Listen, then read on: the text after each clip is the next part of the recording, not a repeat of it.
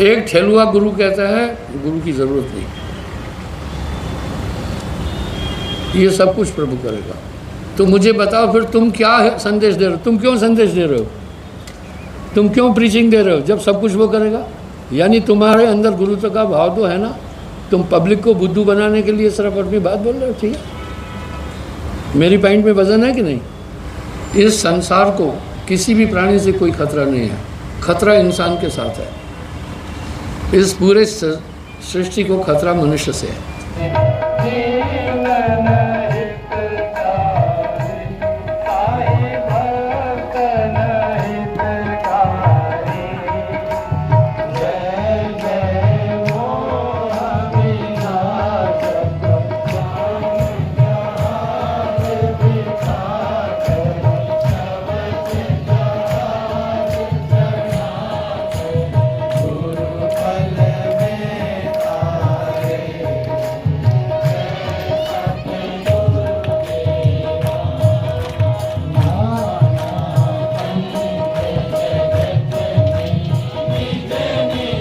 Plastic ने इतना बड़ा विनाश मचा, उस समय प्लास्टिक थी नहीं, प्लास्टिक नाम की कोई चीज़ नहीं थी भारत के अंदर। अब देखो कितना प्रदूषण कर दिया इसने।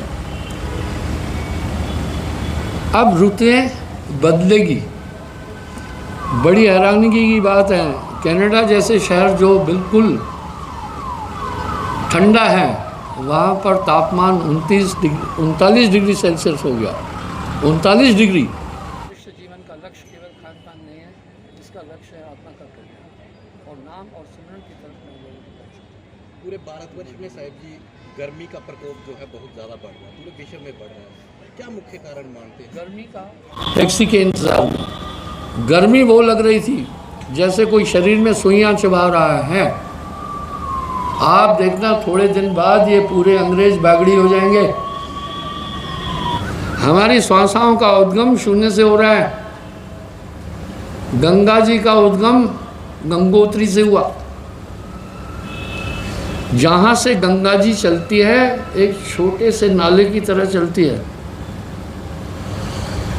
आपने भद्रवाह साइड में जाकर देखा होगा, जहाँ से चिनाव नदी चलती है, एक छोटी सी पॉइंट है, मैं तो जाता रहता हूँ। आगे जितने भी हिम आच्छादित पर्वत है, उनकी बर्फ़ पिघल पिघल करके कई और स्रोत आकर उसी चिनाव में मिलते हैं, तो विशाल हो जाती है।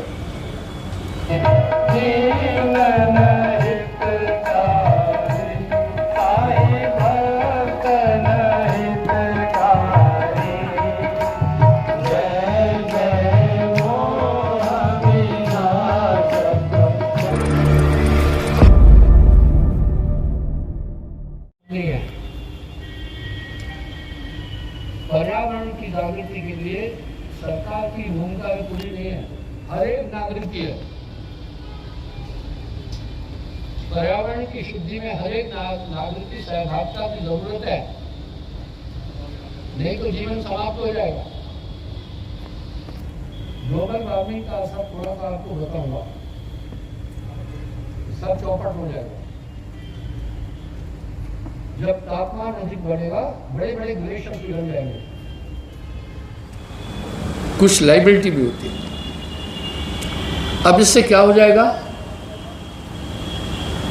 जब ग्लेशियर बड़े बड़े पिघल जाएंगे तो एक को प्रभाव पड़ेगा, ऋतुएं बदलती जाएगी। जो विनाश, मैं एक न्यूज़ सुनकर हैरान रह गया। यूरोप में गर्मी से पेरिस में 4 लोगों की मौत हो गई। वहाँ का वातावरण कैसा है? वहाँ का वातावरण यह है, कोई भी घर में पंखे की पैंट नहीं रखता है। वहाँ पंखे की ज़रूरत ही नहीं है, पंखे की कोई पैंट ही नहीं रखता है, गर्मी नहीं है वहाँ। अब शायद जीवन शैली उनकी भी बदल जाएगी, पंखा लगाना पड़ेगा। तो जब आप सोचें, भारत कृषि प्रधान देश है। मैं अपनी टॉपिक चेंज नहीं कर रहा हूँ, वापस वहीं आऊँगा। 70% लोग भारत के अंदर कृषि पर डिपेंड है। कुछ पूर्ण कृषक है, वो सिर्फ कृषि पर निर्भर है, कुछ अर्ध निर्भर हैं, उनके पास थोड़ी ज़मीन भी है और काम धाम करके भी अपनी जीविका गुजार रहे हैं। यानी कृषि हमारी लाइफ लाइन है। भारत, इसलिए भारत को कृषि प्रधान देश कहते हैं। और विश्व का सबसे उपजाऊ डेल्टा भारत में गंगा और सिंधु का मैदान है। ये इतना समतल है, बहुत लंबा मैदान है और यहाँ कृषि भरपूर होती है। जब ये नदियाँ सूख जाएगी तो वीरानगी नहीं आ जाएगी, हमारा जीवन खतरे में नहीं हो जाएगा, जल स्रोत खत्म हो जाएंगे, प्रकृति बदल जाएगी। मैं अगर सांस रही, अगले साल मेरा 75वां जन्मदिन होगा, तो डायमंड जुबली मनाएंगे अगर सांस रही तो। मैं अपने टाइम पर देखा, मैं बाबा आदम के ज़माने का नहीं हूँ। सभी ऋतुएं पूरी जवानी के साथ आती थी। सर्दी आती थी पूरी 4 महीने सर्दी, गर्मी आती थी गर्मी, बरसात आती थी भरपूर बरसात, 15-15 दिन पानी नहीं रुकता था। अब तो प्रभु को कहना पड़ता है कि बरसात करो। एक चीज़ और बताना चाहता हूँ, इस संसार को किसी भी प्राणी से कोई खतरा नहीं है, खतरा इंसान के साथ है। इस पूरे सृष्टि को खतरा मनुष्य से है। क्या था? उस ज़माने में प्रदूषण ही नहीं था, प्रकृति पूरी अपनी सेटिंग के साथ चलती थी। प्लास्टिक ने इतना बड़ा विनाश मचा, उस समय प्लास्टिक थी नहीं, प्लास्टिक नाम की कोई चीज़ नहीं थी भारत के अंदर। अब देखो कितना प्रदूषण कर दिया इसने। तो बंधुओं,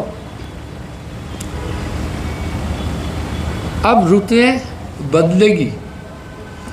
बड़ी हैरानी की बात है, कनाडा जैसे शहर जो बिल्कुल ठंडा है, वहाँ पर तापमान 39 डिग्री सेल्सियस हो गया। 39 डिग्री, क्या बात है। यूरोप, पेरिस आदि में, मैं अपनी बात बताता हूँ। मैं लंदन से यूरो ट्रेन से पेरिस गया, समुद्र के अंदर से। तो वहाँ हमने टैक्सी बुक की हुई थी, आगे के लिए जाना था, एफिल टावर देखना था, वहाँ से फिर ऑस्ट्रिया या और देशों में जाना था सत्संग के लिए। सिर्फ 5 मिनट बाहर खड़े रहे टैक्सी के इंतज़ार में। गर्मी वो लग रही थी जैसे कोई शरीर में सुइयाँ चबा रहा है। आप देखना थोड़े दिन बाद ये पूरे अंग्रेज बागड़ी हो जाएंगे। आप मेरी बात पर हंस रहे हैं, देख लेना। दक्षिणी गोलार्ध में एक सूर्य की किरणों के कारण से, अभी वहाँ उत्तरी गोलार्ध और नॉर्थ पोल के कारण से बादल कम होते हैं, इसलिए आदमी की स्किन वैसी। दूसरी बात बताता हूँ, काले लोगों में ताकत ज़्यादा है, गोरों में कम है। आप मेरी बात पर गौर करना, मैं इन सभी बातों पर गौर करता हूँ। और बॉक्सर है, सब काले, ठीक है, आप चेक करना। जितने भी दुनिया के बेस्ट रेसलर है सब काले। क्रिकेट में जितने भी हार्ड हिटर है सब काले, कहीं रसेल है तो कहीं फलाना है, कहीं वो है, बाल रखता है जो जनानी की तरह, गेल और है। और जितने फुटबॉल के प्लेयर हैं आप देखना पूरे काले। उनको सूर्य से ऊर्जा बोन में काफ़ी मिलती है, गोरे आदमी को वो ऊर्जा नहीं मिल पाती है। कर छोड़ो ये चैप्टर। तो साहब कह रहे हैं गोरख काया मध्य श्वासा सार। भाई बॉडी में अगर कुछ सार है, श्वास है। अब श्वास पर समझना, कह रहे हैं। अब गोरखनाथ जी भी पूछते हैं, वो योगेश्वर थे भाई, नॉर्मल आदमी थोड़ी है गोरखनाथ। कहाँ से श्वासा उठत है, कहाँ पर जाए समाए। साहब कह रहे हैं शून्य से श्वासा उठत है और नाभि दल में आए, यहाँ आती है। अब शून्य को समझना है। हमारी श्वासाओं का उद्गम शून्य से हो रहा है। गंगा जी का उद्गम गंगोत्री से हुआ। जहाँ से गंगा जी चलती है एक छोटे से नाले की तरह चलती है। आपने भद्रवा साइड में जाकर देखा होगा, जहाँ से चिनाव नदी चलती है एक छोटी सी पॉइंट है, मैं तो जाता रहता हूँ। आगे जितने भी हिम आच्छादित पर्वत है उनकी बर्फ़ पिघल पिघल करके कई और स्रोत आकर उसी चिनाव में मिलते हैं तो विशाल हो जाती है। इस तरह गंगोत्री में जो जल आ रहा है गंगा जी में, ये उन्हीं पर्वतों से आ रहा है जो हिम आच्छादित है। वो आकर गंगा जी को ऋषिकेश तक पहुँचते पहुँचते संपन्न कर देते हैं। जब बर्फ़ ही नहीं होगी तो सब सूख जाएगा मामला। तो आइए, अब शून्य कहाँ है? साहब ने शून्य पर भी बहुत कुछ कहा। शून्य महल की फेरी देई, सोबे रागी पक्का हुई। शून्य को समझिएगा। शून्य में रचो संसारा, शून्य का है खेल सारा। एक ठेलुआ गुरु कहता है गुरु की जरूरत नहीं, ये सब कुछ प्रभु करेगा। तो मुझे बताओ फिर तुम क्या संदेश दे रहे हो? तुम क्यों संदेश दे रहे हो? तुम क्यों प्रीचिंग दे रहे हो जब सब कुछ वो करेगा? यानी तुम्हारे अंदर गुरुत्व का भाव तो है ना। तुम पब्लिक को बुद्धू बनाने के लिए सिर्फ अपनी बात बोल रहे हो। ठीक है, मेरी पॉइंट में वजन है कि नहीं? जब सब खुद हो जाएगा तो तुम फिर पब्लिक को क्यों संदेश दे रहे हो? तुम्हारे संदेश लेने का अभिप्राय क्या है फिर? और तुम्हारा संदेश भी शास्त्र रहित है, सहित नहीं है। दुनिया के हमारे धर्म के जितने भी शास्त्र हैं गुरु की महिमा बोले, तुम उसको नकार रहे हो। विकृत दिमाग है, दिमाग के इलाज की ज़रूरत है। आइए तो बनो। और लोग आजकल क्या करते हैं? सेलिब्रिटी को कमाने के लिए बड़ा अजीब अजीब काम करते हैं। ऐसा क्यों हो रहा है? गूगल वाले देखते हैं जिसकी सेलिब्रिटी ज़्यादा है उसको ऑफ़र देते हैं। आजकल सिर्फ सोशल मीडिया का ज़माना है। थोड़े समय में आपके ये चैनल बंद हो जाएंगे, आप देख लेना। चैनल बंद हो जाएंगे, ये पहले भी मैंने बोला था, वो दिखता है सामने। मैं कालिदास वाली बात नहीं कर रहा हूँ। एक बार कालिदास जी, महान कवि हुए कालिदास, पेड़ पर बैठे थे एक डाल पर। ये तना था, ये डाल थी। यहाँ से यानी यहाँ बैठकर इधर से काट रहे थे, यहाँ बैठकर इधर से काट रहे थे। स्वाभाविक है, डाल गिरेगी, ये गिरेगा। किसी ने कहा अरे कालिदास क्या उल्टा काम कर रहा है, अरे जिस डाली पर बैठा है उसको काट रहा है। भाई इधर बैठकर यहाँ से काटे तो कुछ नहीं होगा, लेकिन यहाँ बैठकर इधर से काटेगा धड़ाम से आएगा।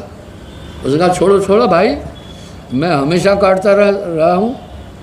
कालिदास को समझ में नहीं आएगा। जब डाल कट गई, धड़ाम से नीचे आया, दौड़ता दौड़ता दौड़ता दौड़ता गया,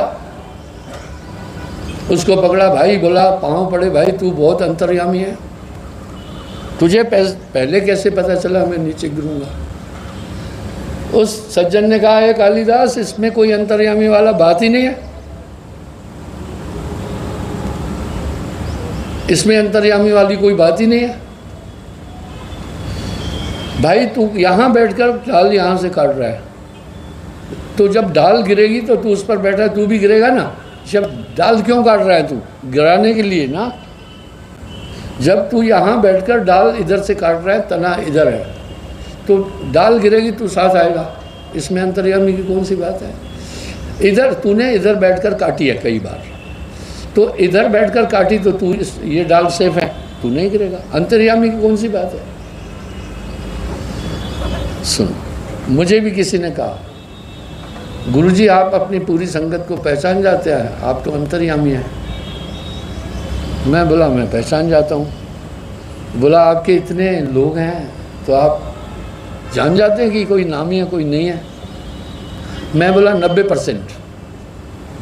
मैंने क्या जवाब दिया, मैं 90% जान जाता हूँ कि ये नामी है या गैर नामी है। 90%। अब 90% क्यों बोला, गप बोलता ही नहीं हूँ। जो मुझसे दीक्षित है, जब भी वो मेरे सामने आता है, उसके अंदर एक, उसकी आंखों में एक श्रद्धा होती है, एक सम्मान की भावना होती है। इससे मैं जजमेंट कर लेता हूँ कि ये आदमी मेरा दीक्षित है। बोला कोई वैसी श्रद्धा रखता हो, दीक्षित नहीं है तो। मैं बोला तभी तो 90% बोला, तभी तो 90% बोला। वहाँ थोड़ी मैथमेटिक गड़बड़ा जाती है, क्योंकि नाम नहीं लिया लेकिन श्रद्धापूर्ण है। सही है कि वो भी मेरा है, फिर सच क्या है, वो भी मेरा है। फिर तो इस तरह मैं जो आपको ये बातें बता रहा हूँ, ये कोई दूरबीन लगा कर नहीं देखा, दिखती है सामने। अरे अपने जीवन काल में देखा, पहले ऋतुएं कैसी थी, क्या था, इंसान की आयु क्या थी, हमारे बुजुर्गों को देखा, बाप दादों को देखा, ताए चाचों को देखा, 90-90 साल के चलते घूमते रहते थे, वो पैदल चलते रहते थे हमेशा, उनमें स्टेमिना था। लोगों से कहता हूँ बिस्तर कभी मत पकड़ना, आराम मत करना ज़्यादा। नेहरू जी का एक ही शब्द प्रिय लगा मुझे, आराम हराम है, तुम चलते रहना। मैं आपको अपनी बात, अपना अनुभव बताता हूँ। कुछ समय पहले मैं ज़्यादा रेस्ट करने लगा। मुझे डॉक्टर ने कहा रेस्ट करो। अपनी ज़िंदगी में कभी रेस्ट नहीं की। जब मैं ज़्यादा रेस्ट करने लगा तो मेरा पूरा स्नायु मंडल ऐसा हुआ कि सामने अगर कोई चीज़ है, मैं उठकर लाना नहीं चाहता, घंटी बजाता था, किसी को बोलता था। धीरे धीरे मैं देखा यार मेरी स्ट्रेंथ ही खत्म हो रही है, मेरी स्ट्रेंथ ही खत्म हो रही है। इसका मतलब है आराम ने मेरे पूरे स्नायु मंडल को डेड कर दिया है। फिर मैं 2 किलोमीटर पैदल चलने लग गया और पूरे उससे चलने लगा, ज़्यादा आराम नहीं करने लगा। इसलिए आराम। तो बंधु, सबसे पहले हर एक बात प्रमुख थी। मैंने क्लाइमेट चेंज पर भी बातचीत की, सामाजिक जीवन पर भी बातचीत की, आध्यात्मिकता पर बातचीत की कि मनुष्य जीवन का लक्ष्य केवल खान पान नहीं है, इसका लक्ष्य है आत्मा का कल्याण और नाम और सिमरन की तरफ मैं लोगों को। पूरे भारतवर्ष में साहिब जी गर्मी का प्रकोप जो है बहुत ज़्यादा बढ़ रहा है, पूरे विश्व में बढ़ रहा है। क्या मुख्य कारण मानते हैं गर्मी का? क्योंकि आप देख रहे हैं, आप सिर्फ मीडिया से संबंधित हैं, ग्लोबल वार्मिंग अपनॉर्मलिटी आ गई पूरी पृथ्वी से, समय पर कोई भी रुख नहीं कर रही होता। इसलिए हमें प्रिजर्वेशन लेना होगा और पर्यावरण का पूरा ध्यान रखना होगा। तो पर्यावरण का ध्यान सिर्फ गवर्नमेंट नहीं रखेगी, हर एक नागरिक को रखेगा, तब जाकर आगे हमारी लाइफ, हमारी आने वाली पीढ़ी की लाइफ सुरक्षित होगी। भक्ति क्षेत्र में रहते रहते भी साहिब जी, भक्ति क्षेत्र में कुछ अन्य लोगों, अन्य पंथों से भी लोग जुड़े हुए हैं, भक्ति क्षेत्र में होने के बावजूद भी कई सारे कुकर्म जो है वो कर रहे हैं, क्या कारण?